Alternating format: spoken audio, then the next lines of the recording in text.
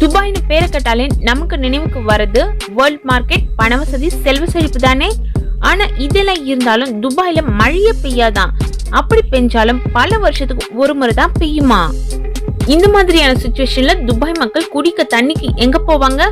குடிக்கிற தண்ணிக்காக cloud seeding டெக்னாலஜியை use பண்றாங்களாம்.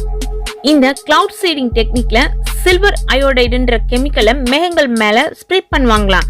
இந்த மாதிரி செய்தனால மேகங்கள்ல இருக்கிற சின்ன சின்ன நீர்த்துளிகள் எல்லாம் ஒன்னு சேர்ந்துருமா. இப்படி ஒன்னு சேர்ற நீர்த்துளி வெயிட் ஆன உடனே மழையா பெய்ய தொடங்கிடுமா.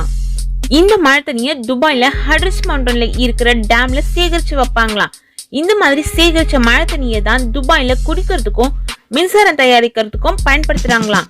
ஓகே ஃப்ரெண்ட்ஸ், வேற ஒரு இன்ட்ரெஸ்டிங்கான வீடியோல உங்களை சந்திக்கும் வரை பபாய், see you.